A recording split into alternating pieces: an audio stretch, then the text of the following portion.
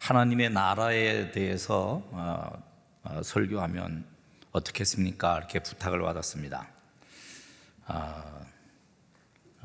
제일 중요한 내용이죠?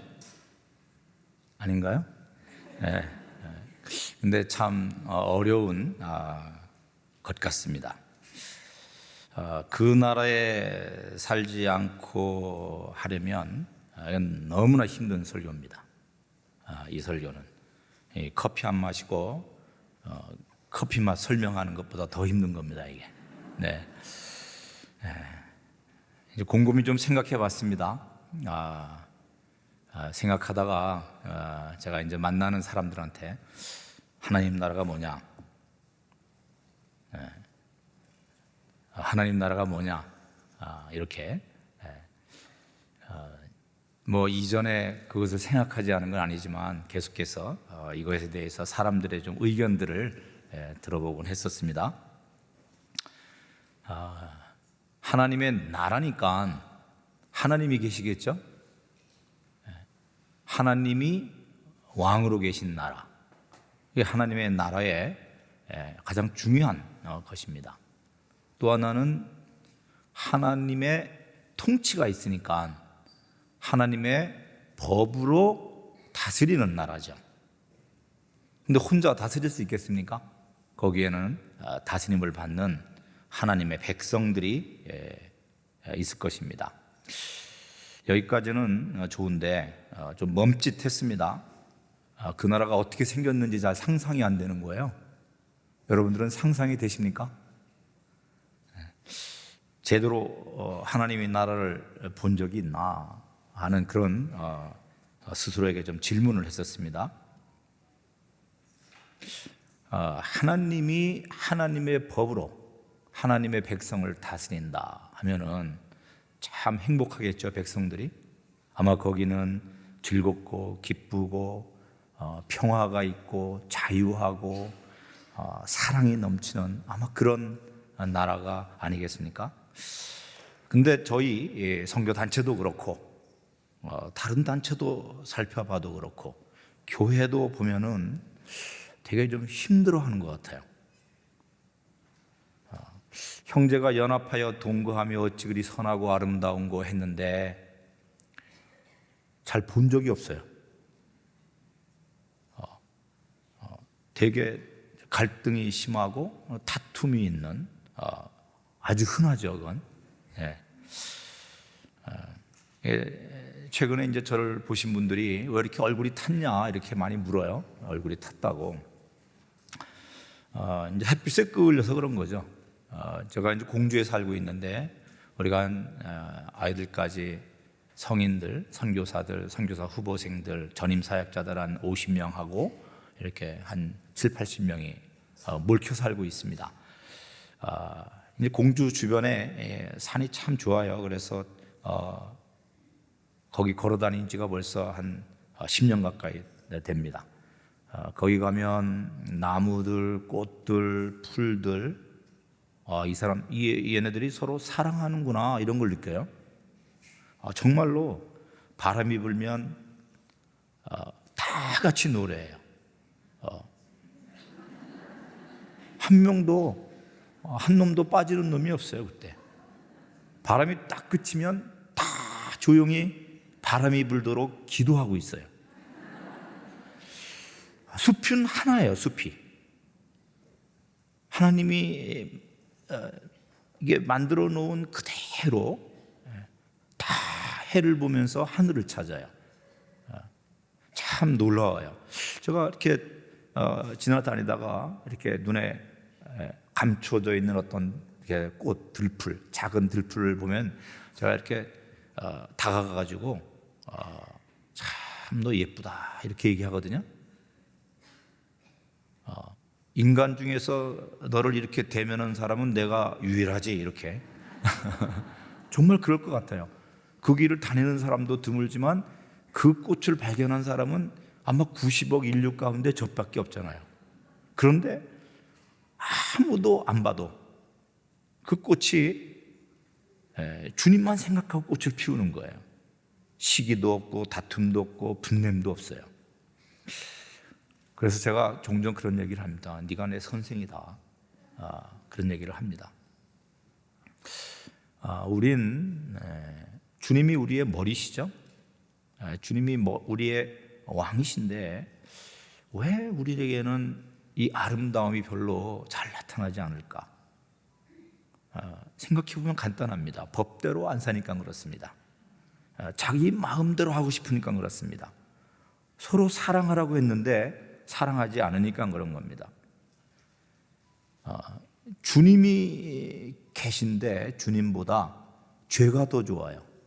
죄를 더 사랑하니까, 불순종의 죄가 충만하니까 사실은 우리 주님도 계시고 법도 있고 하나님의 백성으로 칭하는 우리도 있는데 이게 하나님의 나라가 무엇인지 잘 이렇게 만져지지가 않아요. 이것이. 조금 전에 저기 앉아 있다가 여러분들이 이렇게 찬양하고 또 이렇게 손을 내밀고 축복하고 하는 것을 화면으로 이렇게 보니까 여기가 천국이구나 이 생각이 좀 들었어요. 이런 것이 어떤 천국의 한 면이 되겠구나 하는 생각이 들어요. 사실 우리는요 참 교만합니다.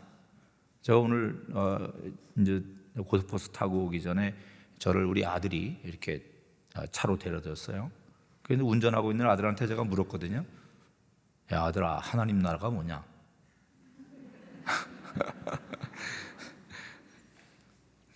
그럼 뭐 아빠가 선교사니까 잘 알잖아요 그러는 거예요. 그래서 제가 또 물었어요. 야 너 천국과 하나님 나라가 같은 거냐 다른 거냐? 여러분 같은 겁니까 다른 겁니까? 천국과 하나님 나라가. 예?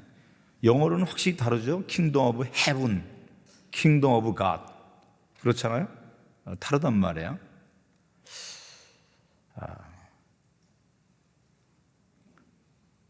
그래 이제 이런 걸 따지길 좋아하는 게 우리예요. 이런 게. 글쎄요, 뭐 같지 않겠나요? 뭐 비슷하지 않나요? 이렇게 아들이 얘기하더라고요.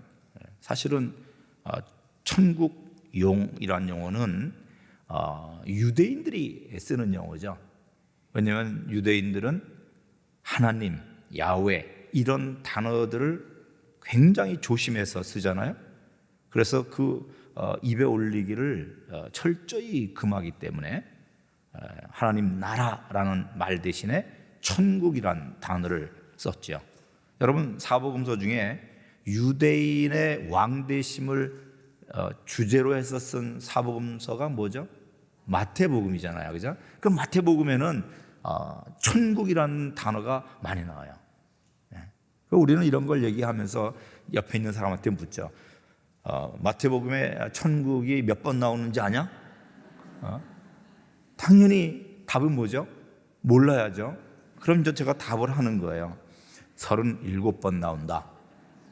37번. 신약엔 하나님 나라가 몇 번이나 나올 것 같습니까, 여러분? 많이 나온다. 몰라요. 그러면 한번 이렇게 쳐다보고 정지 한번 하고 124번 나온다. 이렇게 얘기하는 거야. 이게 우리죠. 구약에는 하나님 나라가 나옵니까? 안 나옵니까? 안 나오죠. 근데 구약에는 하나님 나라의 개념이 그럼 없나요? 있지요. 성막, 성전 중심의 삶, 그것이 하나님 나라의 예표죠.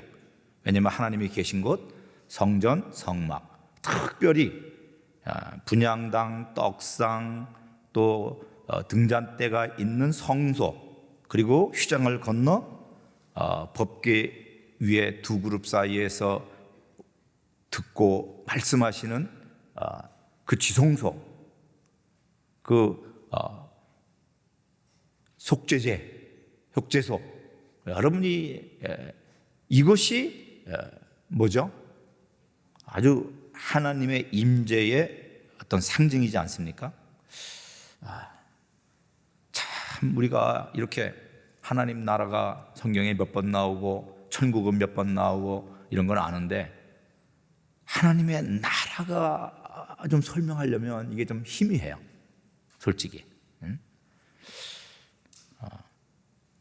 이게 만만한 일이 아닌 것처럼 그렇게 느껴지는 거예요. 우리는 알다시피 하나님 나라는 예수 그리스도가 이 땅에 오심으로 하나님 나라가 시작됐죠. 물론 희미하게 하나님 나라는 이미 와 계시지만 손으로 만지고 볼 수 있는 하나님 나라는 예수 그리스도가 이 땅에 오셨을 때 도래했습니다. 그리고 장차 주님이 다시 오셔서 우리가 그 주님을 만나는 날 완성될 나라가 또한 하나님의 나라죠. 그러니까 하나님 나라는 이미 시작하였고 이제 장차 완성될 나라예요. 구원의 개념하고 똑같습니다. 구원이 이미 우리에게는 예수 그리스도를 믿음으로 거듭남으로 시작됐는데 그 구원의 완성은 나중에 주님 오실 때 이루어지는 것과 똑같습니다. 그렇기 때문에 지금 이 땅에서 우리가 하나님의 나라, 그 천국의 아름다움을 경험하지 못하면 나중에도 경험하지 못하는 거예요. 그러니까 여기서 그 천국 생활이 익숙해져야지 나중에 더 온전한 모습으로 할 수 있지 않겠나? 이런 생각이 드는 거죠. 지금 예수를 만나지 못한 사람이라면 절대로 예수님이 왕으로 계신 그 나라를 경험할 수가 없죠. 여러분, 순교라는 거 들어보셨잖아요?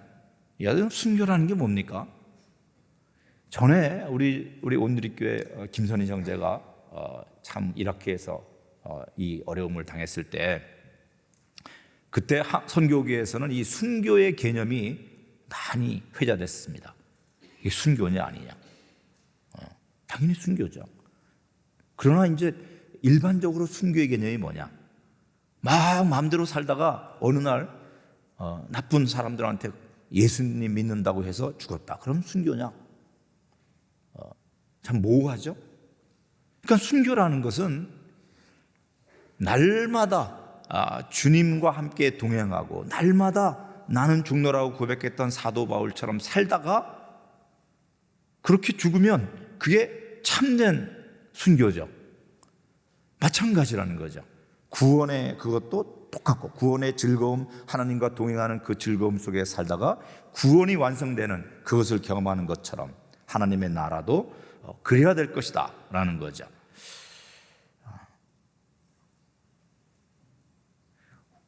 주님을 믿는 우리가 죽어서가 아니라 바로 우리가 살고 있는 이 땅에서 우리가 섬기는 교회 안에서 또 가정 안에서 하나님 나라를 경험하며 살아야 한다. 천국이란 곳은 이 땅에서 우리가 누리는 하나님 나라 안에서의 삶의 완성, 연장이 되어야 된다는 거죠. 여러분 이해되시죠? 네. 누가복음 17장에 보면 바리새인이 예수님께 와가지고 묻습니다. 하나님 나라가 어느 때 임하겠습니까? 이렇게 보니까 하나님 나라가 볼 수 있게 임하는 게 아니다. 바리새인들은 로마 제국을 물리치는 메시아가 통치하는 나라, 이 눈에 보이는 그 나라를 하나님의 나라라고 오해하고 있었던 거죠. 그때 주님이 그렇게 볼 수 있게 임하는 나라가 아니다. 어디라고 그랬습니까? 여기 있다 저기 있다도 못하리니 하나님 나라는 너희 안에 있다. 이렇게 말씀하셨어요. 그러니까 하나님의 나라는 눈에 보이는 나라, 먹고 마시는 나라가 아니라는 거죠.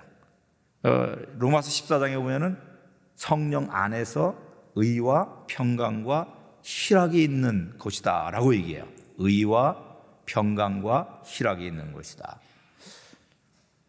한밤중에 예수님을 찾아왔던 율법학자가 있습니다. 니고데모죠. 그 니고데모에게 이렇게 얘기하십니다. 주님이 거듭나야 하나님 나라를 볼 수 있고 물과 성령으로 거듭나지 않으면 하나님 나라에 들어갈 수 없다. 이렇게 말씀하셨습니다.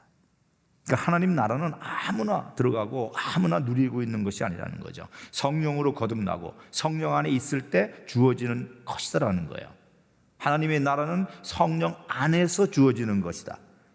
그러니까 하나님 나라의 모습은 성령 안에서, 그걸 다른 말로 하면 또 주님을 모시는 삶 가운데서 의와 평강과 희락이 열매로 보여지는 곳이다 라는 겁니다.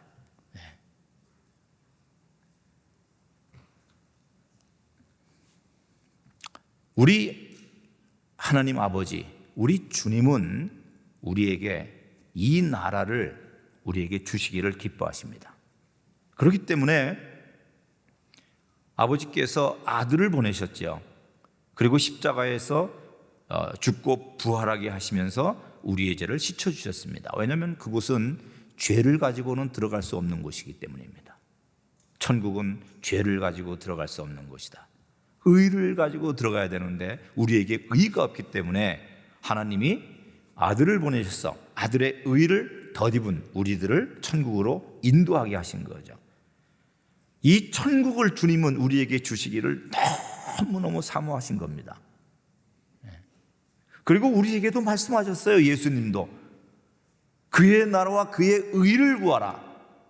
여러분, 이것이 무슨 얘기냐면 천국을 사모해야 된다라는 얘기입니다. 하나님의 나라가 임했는데 그 안에 거하라 라고 하는 것을 우리는 기도의 주제로서 하나님의 나라와 그 일을 구하라 라는 얘기로 바꿔서 얘기할 수가 있는 겁니다. 여러분, 빌립보서 1장 23절에 보면 사도 바울이 이렇게 고백해요. 나는 둘 사이에 끼어 있다. 나는 둘 사이에 끼어 있다. 어디와 어디 사이에 끼어 있는 겁니까? 하나님의 나라, 장차갈 하나님의 나라와 지금 이 땅의 나라 속에 끼어 있다라는 거예요. 세상 나라 속에. 그런데 둘 중에 하나를 택한다면 나는 하나님의 나라를 택한다. 나는 천국을 택한다. 장차 내가 거할, 영원히 거할 그 나의 본향, 우리의 본향, 아버지의 집, 하나님의 나라를 나는 택하겠다라고 얘기합니다. 하나님 나라에서 주님과 함께하기를 훨씬 더 간절히 바란다고 확실하게 밝혔습니다. 사도 바울은 내가 그들 사이에 끼었으니 떠나서 그리스도와 함께 있을 욕망을 가진 이것이 훨씬 더 좋다, 이렇게 얘기했어요. 또 고린도서 5장 8절에서는 우리가 담대하여 원하는 바는 차라리 몸을 떠나 주와 함께 거하는 그것이다, 이렇게 얘기했어요. 그러니까 빨리 가고 싶다는 거예요. 이게 그리스도인이라는 거예요. 이것이 그리스도인이 갖고 있는 소망이라는 거예요. 올해 들어서 저희 공동체 우리 전임 사역자들의 부모님 중에 6분이 돌아가셨습니다. 그래서 같이 가가지고 조문을 하며 예배드릴 시간들이 있어요. 그래서 제가 일괄되게 얘기했던 거 그겁니까? 부활의 신앙이었습니다. 지금 부모님과 헤어져서 슬프고 안타깝지만, 그러나 부모님은 지금 최고의 시간을 보내고 계십니다. 가장 아름다운 곳, 그 영광이 찬란한 곳, 그곳에서 주님과 손잡고 지금 산책하고 계시다고. 이것을 우리는 볼 수 있는 눈이 있어야 된다고 얘기했습니다. 부활의 신앙입니다. 여러분, 바울이 그토록 이 땅에서의 삶보다 주님과 함께하는 그 삶을 그렇게 사모했었습니다. 그래서 저도 한번 생각해 봤어요. 왜 이렇게 사도 바울은 그걸 사모했을까? 다메섹에서 그 영광스러운 그 눈부신 빛 가운데 나타난 예수 그리스도의 그 영광을 보았기 때문인가? 아니면 고린도후서 12장에 나오고 있는 셋째 하늘, 그 낙원 하늘을 이끌어 올라가셔서 거기서 말할 수 없는 하늘의 소리를 들은 그 경험 때문인가? 사실 무엇이 모르지만 아마 이러한 특별한 영적 경험이 하나님의 나라를 사모하는 데 일조를 했을 거라는 생각이 듭니다. 어쨌든 그 하나님의 나라는 우리는 지금 마음대로 갈 수는 없어요. 그 나라는, 그 완성된 나라는 주님이 부르실 때만 갈 수 있는 나라입니다. 죽어야 가는 나라. 그러나 우리가 지금 느낄 수가 있다는 거죠. 어떻게? 날마다 죽으면, 날마다 성령으로 거듭나면 지금이라도 거듭날 수 있다. 바울이 나는 날마다 죽노라고 고백했죠. 나는 날마다 죽노라. 생전에 사도 바울이 자기를 처복종시키면서 자기를 부인하고 그렇게 주님의 말씀 안에 거하려고 했던, 성령의 인도하심을 따라 살려고 했던 그 이유는 오직 한 가지입니다. 하나님의 나라에 이 땅에서도 거하고 싶기 때문이죠. 우리는 지금 참 부분적으로 우리 교회 안에서, 가정 안에서, 또 나의 삶을 통해서 그 나라를 경험합니다. 그러나 주님이 오시면 그 나라의 아름다움을 정말로 우리가 눈으로 보고 손으로 만질 그날이 올 것입니다. 여러분, 사도 요한도 환상 가운데 그 나라를 보았습니다. 밤모섬에서 그 나라의 영광, 그 아름다움, 그 거룩함, 그것을 밤모섬에서 먼저 맛보고 교회된 우리에게 소개하는 장면이 바로 우리가 읽었던 계시록 19장의 말씀입니다. 이것이 19장을 보면 이렇게 시작합니다. 이 일 후에 내가 들으니, 그렇게 썼습니다. 이 일 후에 내가 들으니 하늘에 허다한 무리가 큰 음성 같은 것이 있어 할렐루야, 구원, 영광, 능력이 우리 하나님께 있도다라고 찬양하고 있는 모습이 여기에 나옵니다. 그 일 후가 어디입니까? 이 일 후에, 이것은 그 전에 18장, 17장, 18장을 보아야 이해가 되는 얘기입니다. 바로 음녀 바벨론이 완전히 무너지는 그것을 본 무리들이 찬양하고 있다라고 하는 것을 알 수 있습니다. 적그리스도를 머리로, 적그리스도를 왕으로 전 세계를 불법으로 통제하던, 그래서 많은 왕들이 그 밑에서 일하고 적그리스도가 다스렸던 그 악의 헤드쿼터, 그것이 음녀 바벨론이죠. 그 바벨론을 만주의 주 만왕의 왕 되신 어린 양께서 이기셨습니다. 심판하셨습니다. 18장 끝에 보면은 큰 성 바벨론이 비참하게 던져서 결코 다시 보이지 아니하리라 그랬습니다. 그러니까 이 결코 다시라는 이 부사가요, 그 18장 끝에 보면은 6번이나 나옵니다. 그러니까 절대로 다시 이룰 수 없다라는 거예요. 완전히 망했다라는 거죠. 이 일 후에 악의 무리가 다 심판받는 하나님의 경륜의 그 마지막 그 일 후에 이 얘기입니다. 그러니까 하나님이 하신 일, 우리 인류의 역사를 끝까지 다 지켜본 하늘의 허다한 무리들이, 그 중엔 우리도 있을 겁니다. 아마 그때는 그들이 뭐해요? 찬양을 하는 거야. 우리는 지금 우리가 살고 있는 이 동네, 이 시간만 우리가 보고 있는데, 그때는 하나님이 하셨던 그 모든 인류의 역사, 하나님의 경륜을 다 보는 거야. 금방 본 것은 바벨론이 무너지는 것까지 완성이 되고, 그러니까 그때는 역사를 꿰뚫어 볼 수 있는 이 눈이 있는 거예요. 그때 어떤 걸 놓고 찬양하냐면요, 하나님의 심판이 참되고 의로우시다는 거예요. 하나님의 심판은 참되고 의로우시다, 이것을 느끼면서 찬양할 수밖에 없었다는 거예요, 백성들이.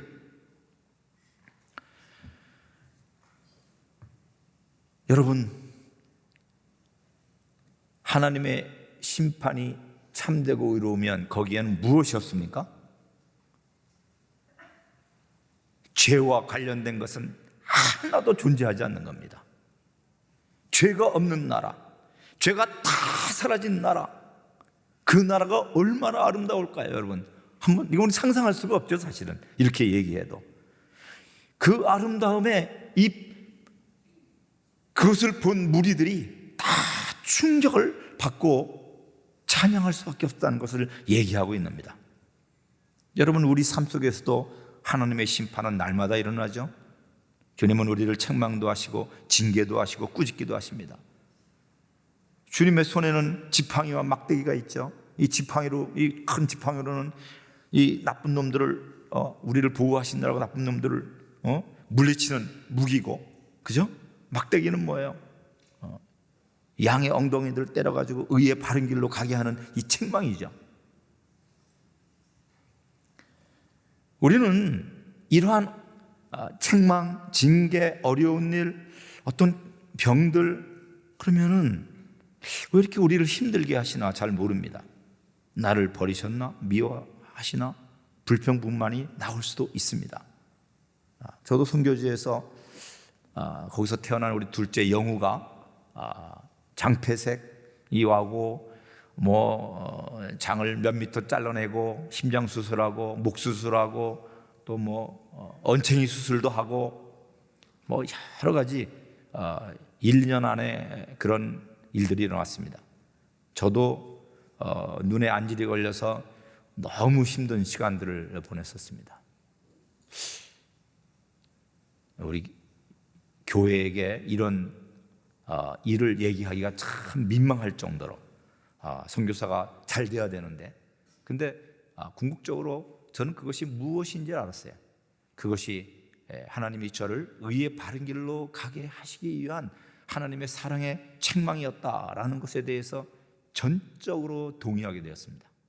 그것이 간섭하고 계시는 하나님, 그것이 하나님의 임재예요. 나와 함께 하시는 하나님이에요. 그게 형통이에요. 지금은 이해가 안 되는 일이 너무 많아요. 내 어린아이가 왜 아픈가? 왜 남편은 저런가? 왜 나한테는 이 고통이 끝나지 않는가? 근데 이 일 후에 우리는 고백할 거예요. 하나님의 심판은 참되십니다. 하나님의 심판은 의로우십니다. 그래서 우리는 그 모든 하나님의 마음, 하나님의 뜻이 무엇인지를 알고 주님을 높이고 찬양하고 춤출 수밖에 없는 그런 시간이 올 것입니다. 네. 여러분, 우리는 고난을 당하기 전에는 참 그릇행합니다. 그러나 고난을 당한 후에는 주의 말씀을 지키고 주님의 율례를 배우게 되죠. 네. 이 일 후에 우리는 모든 것을 다 이해하고 주님의 참되심, 의로우신 심판에 우리는 감격할 겁니다. 아멘. 네. 다윗이라네. 이 사도 요한은 또 찬양하는 또 무리들을 소개하고 있습니다. 5절 6절에 나오죠. 그 찬양하는 이유를 얘기하는데 그것이 뭐냐면은 하나님의 통치입니다. 하나님의 통치를 보고 다 찬양합니다. 여러분, 하나님의 통치라는 건 뭡니까? 통치자가 있다라는 거죠. 거기에 하나님께서 계시다라는 겁니다. 근데 세상 통치자들은 어떻습니까? 세상 통치자들은 자신을 위해 백성들을 희생합니다. 자신의 유익을 위해 백성의 권리를 제한합니다. 일반적으로 세상 신들, 종교들이 요구하는 것은 자기를 높이고 자기가 경배받기를 원하시는 거예요. 근데 우리 주님의 통치는 너무나 놀라운 거 아닙니까? 이 불의와 불법이 판치고 있는 이 세상과는 너무나 판이한 그러한 통치인 것입니다. 여러분, 문화 하나를 묻어뒀던 자가 얘기했던 그 말 기억나십니까? 두지 않은 것을 취하고 심지 않은 것을 거두는 무섭고 엄한 자. 이것을 우리 예수님을 이렇게 오해했었습니다. 그러나 우리 주님은 그런 분이 아니시죠. 우리 주님은 우리를 위하여 자신을 제물로 드리신 분입니다. 화평의 왕이십니다. 그분의 법은 정의롭고 공의로운 법입니다. 과부와 나그네와 고아들을 불쌍히 여기시는 그러한 긍휼의 통치가 그 땅에 있는 겁니다. 과정은 뭐라고 그랬나요? 정의롭고 결과는 공평하다, 그런 거 없습니다. 그런 게 이 땅에 어디 있습니까? 그것은 하나님의 나라에 해당되는 거예요. 그런 거짓말에 속으면 안 되죠. 그런 거 없습니다. 그러니까 세상 통치자들에게 당했던 수많은 무리들이, 그들에 의해서 밟히고 고통받았던 수많은 무리들이 그곳에서 하나님의 통치를 볼 때에 감격하고 찬양할 수밖에 없었던 거예요. 그것이 사도 요한이 보고 우리에게 알려주고 있는 그 내용입니다. 그리고 세 번째, 또 무리들이 찬양하는 장면이 나오죠. 그건 뭐냐면 어린 양의 혼인잔치를 준비하고 있는 과정 속에서 찬양할 수밖에 없었던 거예요. 여러분, 어린 양의 혼인잔치에 청함을 받은 자는 복이 있다 그랬습니다. 예. 구원을 받은 자는 복이 있다는 것과 똑같은 거죠. 여러분, 어린 양의 혼인잔치에 누가 있겠습니까? 우리 신랑이 계십니다. 그때 우리 신랑은 우리 신랑 대신 예수 그리스도를 오래전에 2000년 전에 보신 분이 있죠. 우리는 성경을 통해서 그분을 느낍니다. 볼품이 없다고 그랬습니다. 흠모할 것이 없다고 그랬습니다. 사람들이 존경할 만한 그런 외모를 가진 분이 아니라고 그랬습니다. 사람이 보기에는 참으로 흠모할 만한 것이 없는 그런 분이라고 그랬어요. 그분이 도살장에 끌려가는 어린 양의 모습으로 이 땅에서 살다가 우리를 위해서 제물로, 거룩한 제물로 드려주셨죠. 근데 그날 보니까 어떻게 된다? 눈이 부셔서 볼 수가 없다. 너무나 아름다운, 너무나 영광스러운 그 권세와 위엄이 넘쳐나는 거룩하신 분이더라. 근데 또 놀랄 만한 사람들이 있어요. 누가 있죠? 나를 보고 놀라는 거예요. 아니, 이게 나였어? 이게 그날의 우리들의 모습이에요. 너무 충격받는 거예요. 신랑 신부들을 보며. 우리는 다 신부죠? 그날에. 우리가 장난으로 우리 주님은 폴리가미스트구나, 그렇게 일부 다처제구나, 이렇게 농담도 하고 그러는데, 지금은 흠도 있고 점도 있고 뭐 그렇지만 거기서는 화장할 필요가 없다. 너무 아름다우니까. 그걸 보고 놀라는 거예요, 우리 전부가. 그러니까 그 나라, 그 하나님의 나라를 본 사도 요한이 얘기하는 게 있어요. 아니, 이 말을 전해주고 있는 천사를 보고 너무 이게 경배하고 싶은 마음이 있어 경배하려고 그랬더니 그 천사가 뭐라고 그러냐면 멈춰라 그러는 거예요. 이곳에서는 오직 하나님만 경배해야 된다라는 거예요. 하나님의 심판, 하나님의 통치, 그 어린 양의 혼인잔치에 참여하는 우리 신랑 대신 예수 그리스도의 아름다움, 그리고 신부된 옳은 행실로 그 빛나고 깨끗한 생화포 옷을 입은 우리들의 그 아름다움, 그것을 보고 감사하고 찬양하며 오직 주님 앞에 무릎을 꿇는 그 나라, 그 나라를 소개하고 있는 겁니다, 사도 요한이.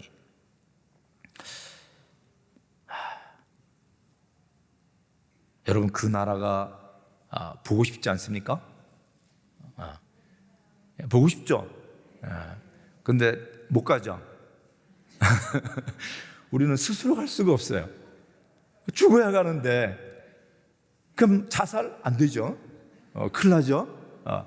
근데 그것을 맛볼 수 있는 기회가 있습니다, 육체가 있는 동안에. 그것이 뭐죠? 날마다 죽는 삶인 거예요. 날마다 죽는 삶. 자기를 부인하고, 자기를 부인한다는 건 뭐죠? 내 법대로 살려고 하는 거예요. 그것을 죽인다는 거야. 하나님의 법대로, 내 뜻을 내려놓고 하나님의 뜻대로 사는, 그것을 의미하고 있습니다. 하나님의 영이 이끄시는 대로 사는 삶, 성령 안에서 그때 나타나는 것이 뭐냐면 의와 평안과 희락이 나타나는 것이죠. 여러분, 이것을 우리가 맛볼 수 있는데, 이것을 공동체적으로 보여줄 수 있는 것이 뭐죠? 그것이 교회입니다. 그것이 가정입니다.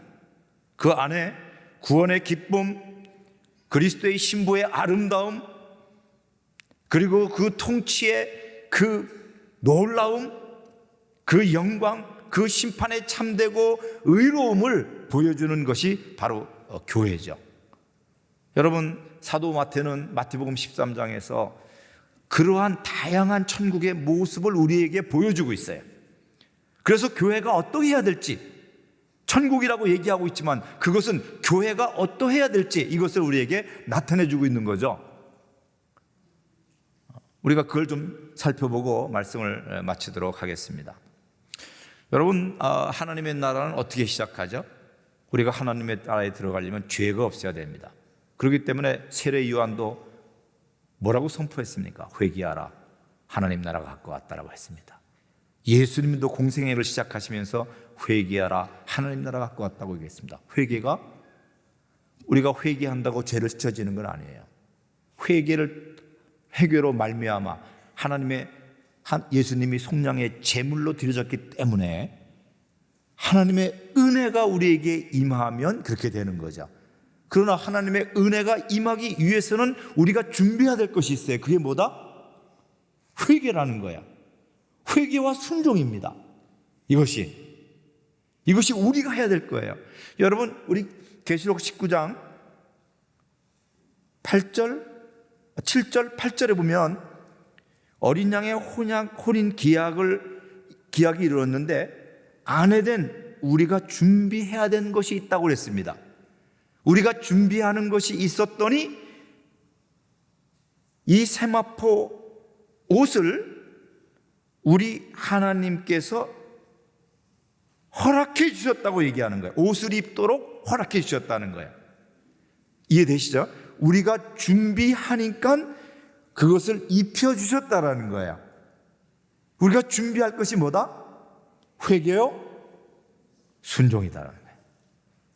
그때 주님이 우리에게 의의 옷을, 그리스도의 옷을, 예복을 입혀 주신다는 거예요.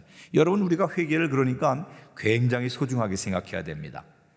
여러분, 그 출애굽기에 보면은 40년 동안에 해지지 않았던 게 있어요. 뭐죠? 40년 동안 옷을 입었는데요, 40년 동안 옷이 낡지도 않고 헤어지지도 않았대요. 이게 될 말입니까? 이게 말이 돼요? 그런데 한 번도 그 기록된 말씀이 저에게 와닿지 않았는데, 얼마 전에 아니 40년 동안 광야에서 입고 다녔는데 어떻게 옷이 헤어지지 않지? 이게 무슨 의미일까? 실제로 그랬을 텐데, 그렇다면은 이게 주님이 예복을 입혀주신 거구나, 이거 생각이 났어요. 여러분, 광야에서 움직이다 보면은 흙도 묻고, 그죠? 뭐 오물도 묻히고 뭐 그랬을 아니에요? 그럼 빨았을 것 같아요. 수없이 빨았을 것 같아요. 근데 옷이 헤어지지 않은 거예요. 그래서 가만히 생각하다가 제가 이런 생각을 했어요. 맞아, 잘못하면은 옷이 더럽혀지지. 그런데 제가요, 새 와이셔츠를 입고 움직였어요. 내가 죄를 안 졌어요. 나쁜 곳에 가지도 않았어요. 그런데도 옷을 벗으면 옷깃에 때가 있어요. 움직이면 죄 짓는 거구나, 이게. 우리는 움직이면 죄 짓는 인생이 맞구나. 그러니까 어떻게 해야 돼요? 원죄를 씻는 영접 기도는 했죠. 영접의 회개. 그러나 자범죄를 씻는 회개는 우리가 계속 해야 된다, 안 한다?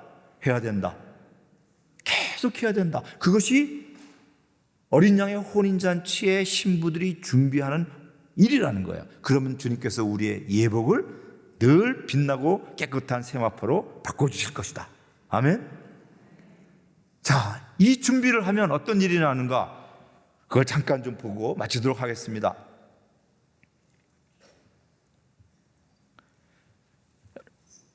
마태복음 14장 31절 32절을 보면 겨자씨 비유가 나오죠. 여러분, 겨자씨가 뭐죠? 제가 이스라엘 가니까 겨자씨가 들판에 널려 있어요. 그러니까 겨자씨를 우리말로 하면 뭐라고 할까? 잡초라고 생각하면 돼요. 잡초. 그냥 아무나 뽑아도 되고 밟아도 돼요. 아무도 말할 사람이 없어요. 그 마태복음 13장 31절 이하에 나오는 얘기들은 뭐냐면, 그런데 어떤 사람이 그 잡초를, 겨자를 자기 채소밭에 옮겨 심었대요.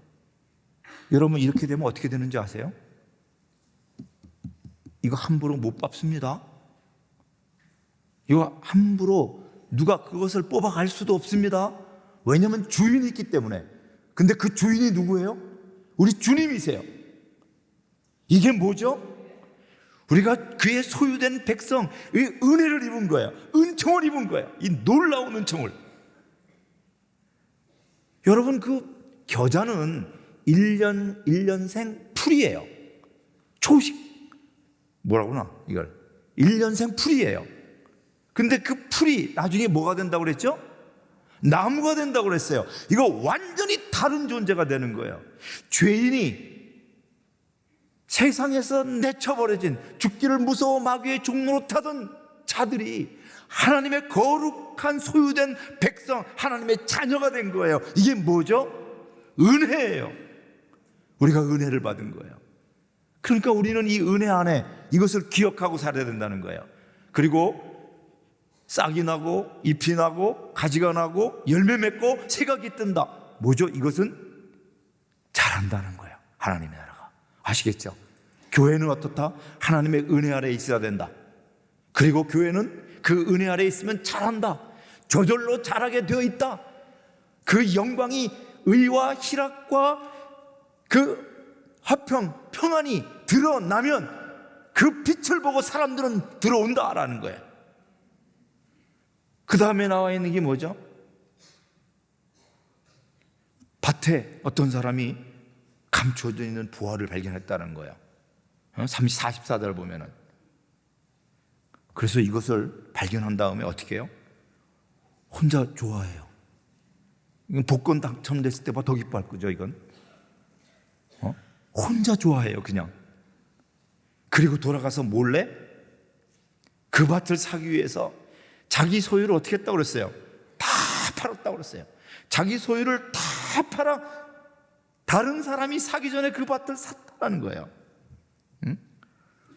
천국은 마치 좋은 진주를 구하는 장사 같은데 극히 값진 진주 하나를 발견하며 자기 소유를 다 팔아 그 진주를 샀다. 여러분, 밭에, 어느 밭에 그 부화가 감춰 있는 걸 보면요, 다른 사람이 야, 그 기름지도 않고 그 거친 땅을 왜 사냐? 그래도 사요, 안 사요? 말려도 살 수밖에 없는 거예요. 소망이 거기에 있음을 아는 거예요. 아무도 말릴 수 없어요. 천국은 뭐다? 교회는 뭐다? 자원하는 심령이 샘솟듯 한다. 기쁨으로 십자가를 진다. 이것이 교회예요. 이것이 천국의 아름다움이에요. 또 주님은 말씀하고 계세요.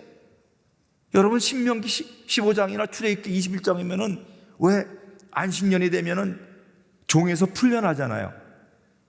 근데 풀려나오는 사람이 있는 반면에 스스로 기쁨으로 자원함으로 종되는 사람이 있어요. 왜죠? 그 자기가 섬겼던 그 주인의 그 사랑과 그 거룩함과 공의로움에 감동을 하는 거예요. 그래서 밖에 나와서 스스로의 힘으로 사는 것보다 나는 저기서 영원한 저의 사랑받는 종으로 살겠다 해서 문지방에다 귀를 대고 귀걸이를 뚫는, 귀걸이를 하는 그러한 자원하는 종들이 있잖아요. 누굽니까? 그것이 바로 밭에 감추인 보화를 발견한 사람들이에요. 그게 누굽니까? 바로 우리들이죠. 우리는 그분을 만난 거예요. 그렇기 때문에 우리는 까닭 없이 그분을 경외할 수 있어요. 그 사랑을 받았고 그 은혜를 받았기 때문에. 또 하나님의 나라에 대해서 얘기합니다.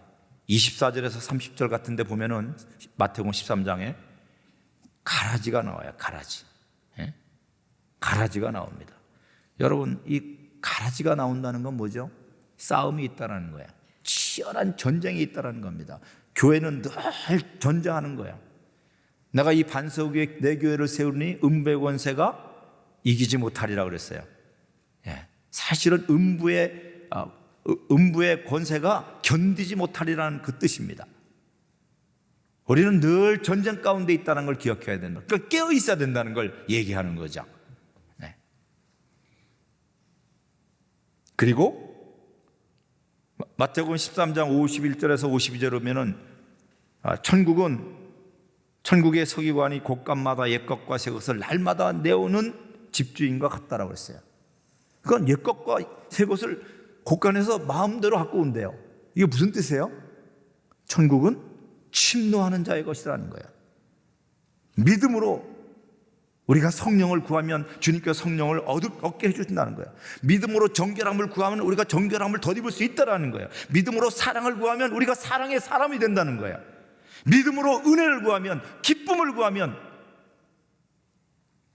하나님의 나라는 믿음으로 구하는 자에게 침노당한다. 그건 교회는 뭐 한다?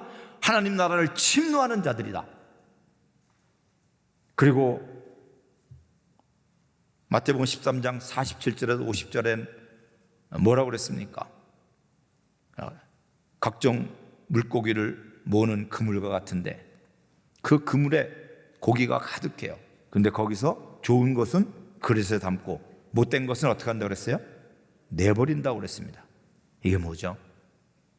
하나님 나라에는 심판이 있다는 거예요. 교회 안에도 심판이 있다 없다? 있다. 책망과 징계와 치의가 존재해야 된다라는 걸 의미하죠.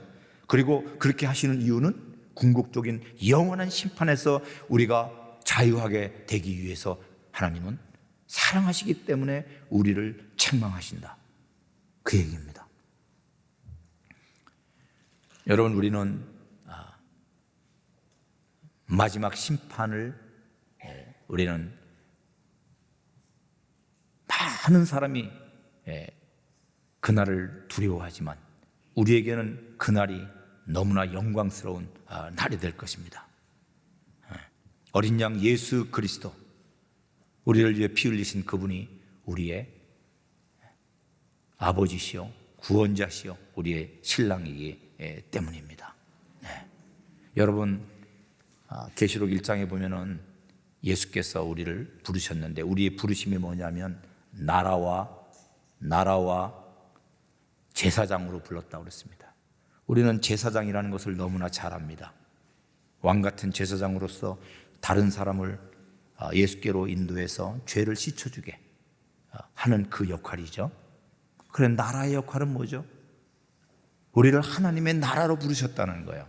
그것은 하나님 나라의 아름다움을 드러내는 자로 우리를 부르셨다는 겁니다. 주님은 이렇게 말씀하신 적이 있어요. 등불을 그릇으로 덮어놓는 자가 없다고 그랬어요. 등불을 침상 밑에 놓는 자가 없다고 그랬습니다. 감추어진 것은 다 드러나고 숨긴 것은 다 나타난다고 그랬습니다.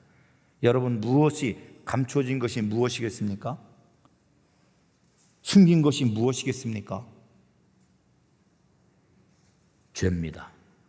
죄는 반드시 다 드러나게 되어 있습니다. 그러나 또 드러나는 것이 있습니다. 등불이 그릇으로 덮어놨는데 이 그릇, 죄가 사라지면 빛이 드러납니다. 반드시 드러나고 숨겨진 것이 나타날 것이 있습니다. 그것이 뭐냐면 하나님의 나라예요. 우리 안에 감춰진 이 하나님의 나라, 그 아름다움, 그 영광, 그 거룩함이 우리가 죄를 날마다 죽이며 주님 앞에 회개하고 그 말씀에 순종하고 주님의 사랑 안에 거하면 우리 안에서 감춰졌던 나라가 드러난다는 겁니다. 우리는 이것을 볼 때마다 주님을 노래하고 찬양할 것입니다.